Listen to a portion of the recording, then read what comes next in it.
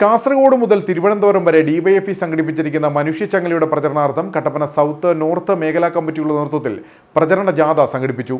DYFI ജില്ലാ president S Sudheesh പ്രചരണ ജാഥയുടെ സമാപന സമ്മേളനം ഉദ്ഘാടനം ചെയ്തു.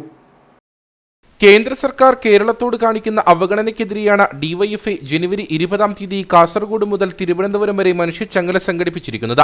കേന്ദ്ര സർക്കാരിന്റെ ജനദ്രോഹ നയങ്ങൾക്കെതിരെയും കേരളത്തിന് ലഭ്യമാകേണ്ട വിവിധ ആനുകൂല്യങ്ങൾ നഷ്ടപ്പെടുത്തുന്നതിനെതിരെയും ബിജെപിയുടെ ദ്രോഹ നടപടികൾക്കെതിരെയുമാണ് മനുഷ്യച്ചങ്ങല സംഘടിപ്പിക്കുന്നത്. മനുഷ്യച്ചങ്ങലയുടെ പ്രചരണാർത്ഥമാണ് ഡിവൈഎഫ്ഐയുടെ വിവിധ മേഖലാ കമ്മിറ്റികൾ പ്രചരണ ജാഥ സംഘടിപ്പിക്കുന്നത്. കട്ടപ്പന സൗത്ത് നോർത്ത് മേഖലാ കമ്മിറ്റികളുടെ നേതൃത്വത്തിൽ നടത്തിയ പ്രചരണ ജാഥയുടെ സമാപന സമ്മേളനമാണ് കട്ടപ്പന ഇടുക്കിക്കവലയിൽ നടന്നത്. ഡിവൈഎഫ്ഐ ജില്ലാ പ്രസിഡന്റ് എസ് സുധീഷ് യോഗം ഉദ്ഘാടനം ചെയ്തു. മാസം 20-ാം തീയതി നടത്തുന്ന മനുഷ്യച്ചങ്ങല ഐതിഹാസിക സമരമായി ഈ നാടിനകത്ത് മനുഷ്യമതിനായി ലക്ഷക്കണക്കിന് വരുന്ന യുവതി യുവാക്കളും രക്തജനങ്ങളും അണിനിരക്കുന്ന ഉജ്ജ്വലമായ സമരത്തിന്റെ നേതായി മാറ്റി തീർക്കുവാൻ ഈ നാട്ടിലെ മുഴുവൻ മനുഷ്യരോടും സഹകരിക്കണമെന്ന് അഭ്യർത്ഥിച്ചുകൊണ്ട് ഈ സമാപന യോഗം ഔപചാരികമായി ഉദ്ഘാടനം ചെയ്ത് അറിയിച്ചുകൊണ്ട് ഞാൻ എന്റെ വാക്കുകൾ അവസാനിപ്പിക്കുന്നു.